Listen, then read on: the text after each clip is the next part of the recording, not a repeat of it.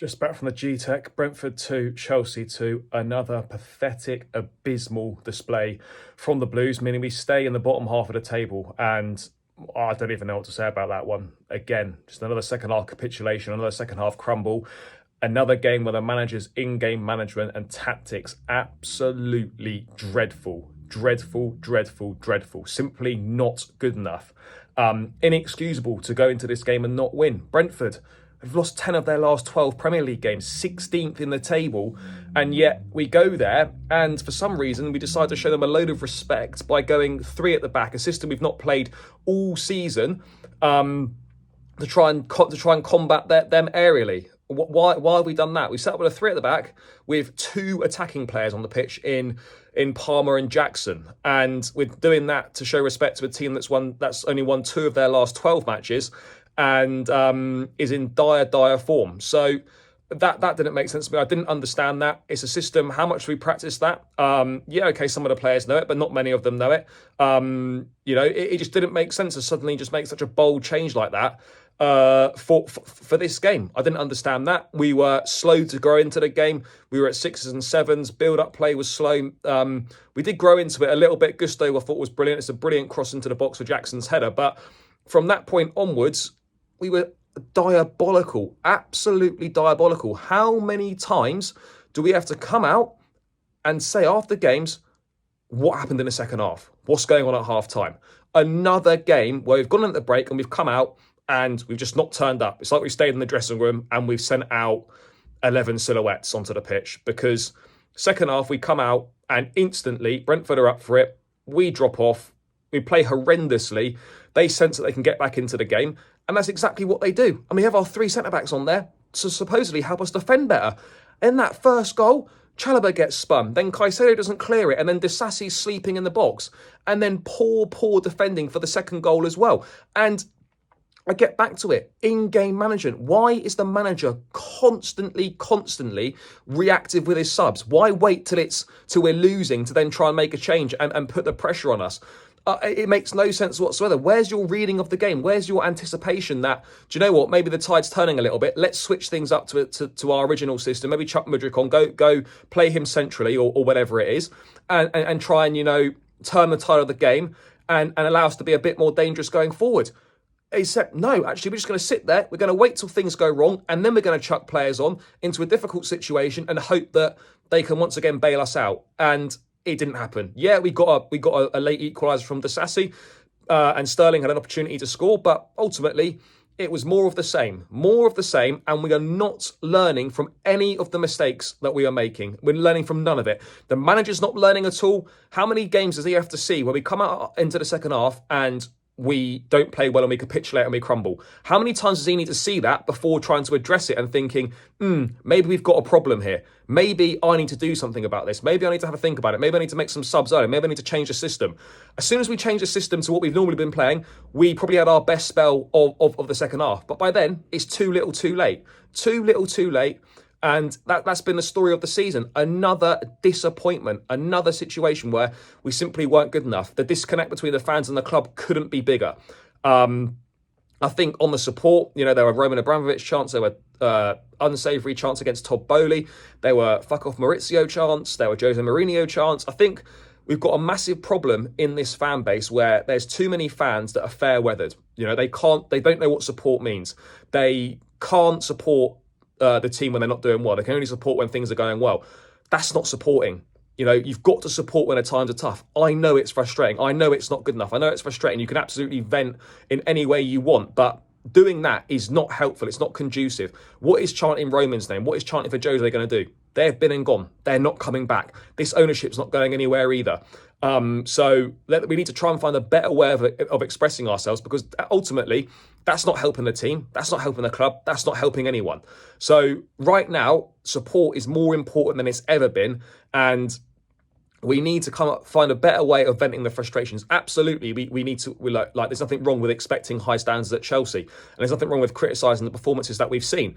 But support is crucial in tough times, and in these tough times, I'm finding very, very few fans that are being supportive. And I know there's not an awful lot to be supportive of, but you have to get behind the team. There's a couple of guys pretty much behind me. They're about to get into a scrap when, Sterling was booed on. I'm not a big Sterling fan. You can't be booing a player onto the pitch, whether you like him or not. The manager decided that, he's going to call upon him to try and help us make a difference.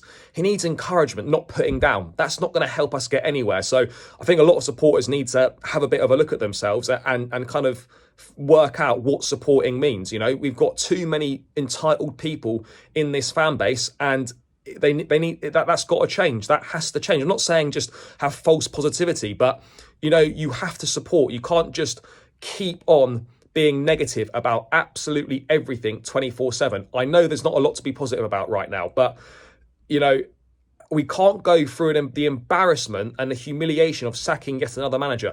This is where the way that we've set up as an ownership, the structure we've put in place, the route we've gone to go down is maybe not conducive to being successful. And it's not conducive to being successful in the short term whatsoever.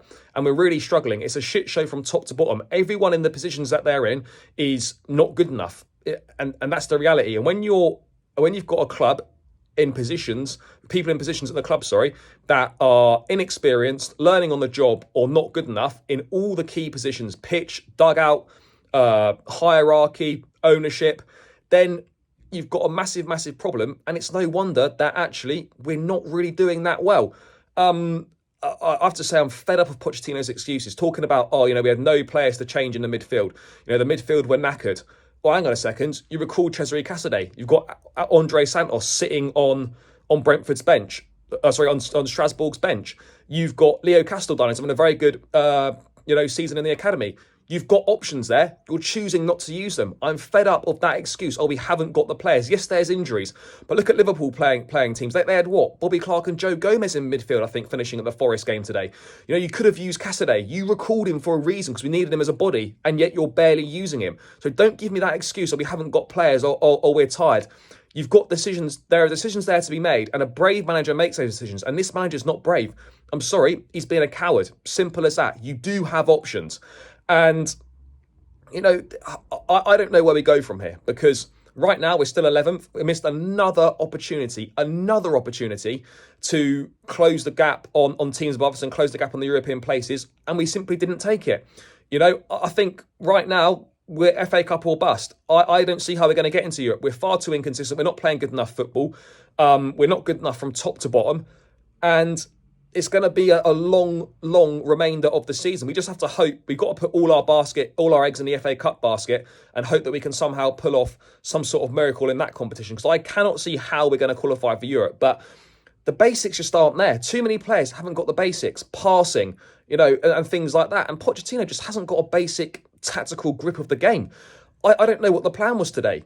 The three didn't really work. We get the goal in the first half, but not to sort of feel confident at halftime because what we're like when we come out for second halves. And it's inexcusable to keep making the same mistakes over and over again, not learning from them and seemingly doing nothing to try and correct them. I don't know. I don't think we can hardly take any positives from today whatsoever.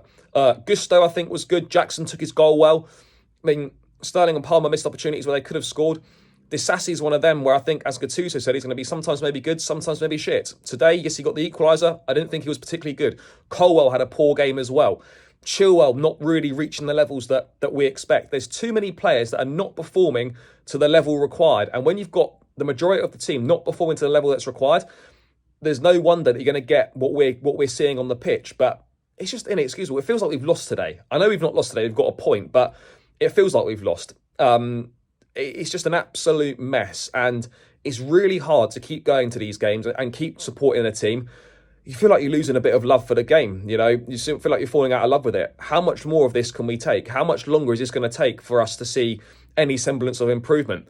The owners have got to come out and communicate. The manager needs to do more to try and win the fans back. So it's all very well saying, the way to win is the way to build a connection is to win. You can at least start with coming to clap the fans at the end of each game. I know it's a small thing, but it helps build a connection. You're not doing anything to try and build a connection with this fan base.